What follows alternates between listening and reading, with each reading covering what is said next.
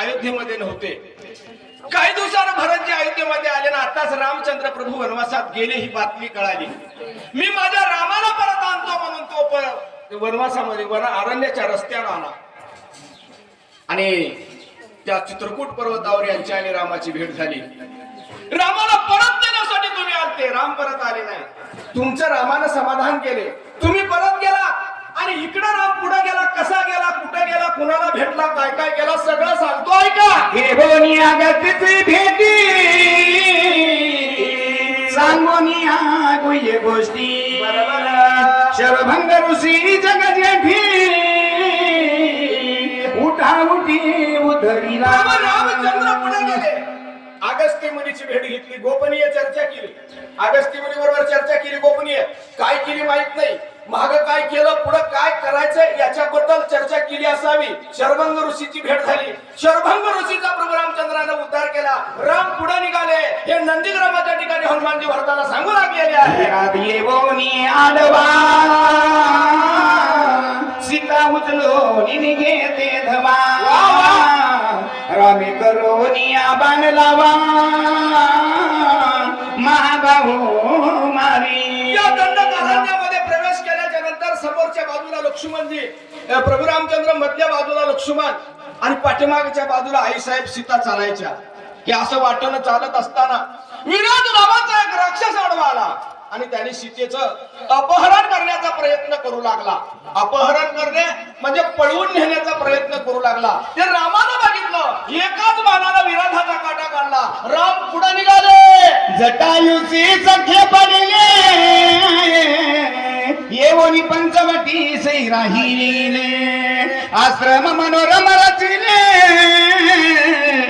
राखण ठेविले जटायुची. पंचवटीच्या परिसरामध्ये प्रभू रामचंद्राला, नाशिकच्या परिसरामध्ये पंचवटी नावाचं एक स्थळ आहे. या पंचवटीवर प्रभू रामचंद्रानं आश्रम निर्माण केलं. जटायू पक्षाची भेट झाली, जटायू पक्षाबरोबर रामाची मैत्री झाली आणि प्रभू रामचंद्राला या आश्रमावर जटायू पक्षाला रक्षक म्हणून प्रभू रामचंद्रानं नेमलं. ही नंदीग्रामाच्या ठिकाणी हनुमानजी सांगू लागलेले आहे. करिता वन विहारासी सौमित्रे मारिले शंभरासी शूर्पणखा माता होय त्यासी लक्ष्मणासी छळवादी. वन विहार करण्यासाठी लक्ष्मणजी गेले होते आणि एक होता त्याची वेळ जी तपश्चर्या होती ती फलद्रूप झाली आणि शस्त्र दैवता प्रसन्न होऊन एक शस्त्र त्या शंभराच्या दिशेनं आलं. शस्त्र आणि त्या जाळीपाशी अचानक लक्ष्मणजी गेले होते आणि त्या जाळीपाशी लक्ष्मणजी असल्यामुळे त्या शस्त्र लक्ष्मणाच्या हातामध्ये पडलं आणि एवढं धारदार शस्त्र तेजस्वी दिसू लागलं. लक्ष्मणाच्या मनामध्ये शंका निर्माण झाली. आता ते एवढं चमकालंय तेव्हा जसं चमकालंय तसं आहे का नाही असा संशय निर्माण झाला. डुप्लिकेट वस्तू ओरिजिनल पेक्षा जास्त चमकत असते, माणसानं सावध राहिलं पाहिजे. लक्ष्मणाला सुद्धा तेच वाटलं असावं. आता हे खरं आहे का हे बघण्यासाठी प्रात्यक्षिक लक्ष्मणाने केलं. काय केलं, एक विळूची जाळी होती, त्या विळूच्या जाळीवर ते शस्त्र मारलं. एका झपक्यामध्ये त्या विळूच्या जाळीचे 2 तुकडे झाले याचं नवल नाही. मध्ये असणाऱ्या ठिकाणी 100 नावाचा राक्षस तपश्चर्या करत बसला होता, त्याचं मुंडकं उडालं. मुंडकं उडाल्यावर रक्त वाहू लागलं आणि ही बातमी त्याच्या आईला, शंभराच्या आईला, शूर्पणखेला कळाली. आता कुण्या आईला आपला मुलगा मारल्यानंतर आनंद वाटल नाही, तिला राग आला. ज्या माणसानं ज्यानं हे माझ्या मुलाला मारण्याचं कृत्य केलं त्याचा बदला घेतल्याशिवाय राहणार नाही असं तिने ठरवलं. मग कसं करायचं, कसं जायचं ह्याचं सगळं प्लॅनिंग केलं. सुंदर अशा प्रकारचं रूप धरलं, अलंकार घातले, चांगला शृंगार केला, मेकअप चांगलं केलं, सुंदर स्त्री मुलगी दिसू लागली आणि ते लक्ष्मणाच्या दिशेनं आली.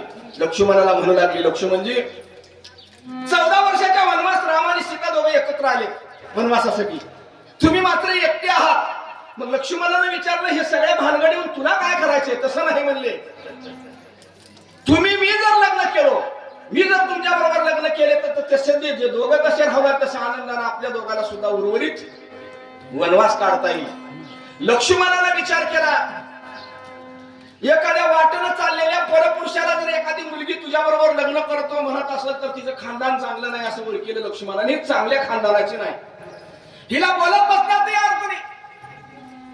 कारण तिला सांगितलं, बाई आमच्याकडे आम्ही स्वतःचे लग्न आम्ही ठरवत नाहीत. असे कोणी जर ठरवून लग्न केले आता तर ते शेवटाला जातील याची गॅरंटी नाही. म्हणून आमच्या धर्मामध्ये, आमच्या संस्कारामध्ये आमच्या जर लग्न ठरवायचं असेल तर आमचे वडील धाडील माणसं असणाऱ्या ठिकाणी जातात, निमंत्रण दिलं जाते, मुलगी पाहायला गेलं जाते. ते सगळं झाल्यानंतर मग आमची सोयरीकर पुन्हा लग्न, असं आमची पद्धत आहे. पण असू दे, तुला जर माझ्या बरोबर लग्न करायचं असेल तर माझी काही हरकत नाही, पण माझ्या वडिलांसारख्या असलेल्या माझ्या रामाची तुला परवानगी आणावं लागेल. लक्ष्मणाला शूर्पणखेला सांगितलं, शूर्पणखेला लग्न करायचंच नव्हतं. ठीक आहे, रामाची परवानगी आणायला काय अडचण आहे, लगेच रामाकडे निघाली. पण बाया फार हुशार असतात, मुली फार हुशार असतात. वर्गामध्ये सुद्धा बघा, मुलांपेक्षा मुलींची टक्केवारी जास्त असते, निकाल सुद्धा जास्त लागत असतो. आणि मुली हुशार असतात. त्या बाईने हुशारी केली थोडी, शूर्पणखेला रामाकडे गेली सरळ सरळ. माता सीतेच्या जवळ गेली, माता सीतेला अडचण सांगितली. तिला सांगितलं, मी जर लक्ष्मणाबरोबर लग्न केले तर आपण दोघी चांगल्या आनंदाने राहू, असं 2-4 गोष्टी मसाला लावून सांगितल्या. आणि बाईचा विश्वास बाईवर लवकर बसतो. माता आई साहेबाचा सुद्धा त्या शूर्पणखेवर विश्वास बसला. हिनं बोलायला तसं झालं तर काही हरकत नाही. याची या शूर्पणखेची शिफारस रामाकडे माता सीतेने केली. सांगितलं, काय हरकत आहे, द्या लिहून, आणि चिठ्ठी लिहून द्या, लक्ष्मणाबरोबर तिला लग्न करू द्या. रामाने विचार केला, बरं काही हरकत नाही म्हणले राम विचार करून. तिला सांगितलं, मी चिठ्ठी लिहून तुझ्यापाशी देतो, पण तुला असा चिठ्ठी हातात देता नाही, अरे तुझ्या पाठीवर लिहून द्यावं लागेल. बाईला वाटलं कसं का होईना परवानगी मिळते का नाही, आपल्याला लग्न करायचे का नाही. मग परवानगी मिळाल्यावर आपलं काम साध्य होणार आहे. पाठ उघडी केली, रामाच्या समोर बसली. रामानं लक्ष्मणासाठी तिच्या पाठीवर संदेश लिहिला, लक्ष्मणा, ही शूर्पणखा लग्न नाही, मारण्यासाठी आली आहे, आणि ज्यावर विश्वास ठेवू नको, हिला मारू नको, स्त्री हत्याचं पातक लागल. बघा किती बारकाईचा विचार आहे. हिचं नाक आणि कान काप, आणि असा संदेश असणाऱ्या ठिकाणी पाठीवर लिहिला.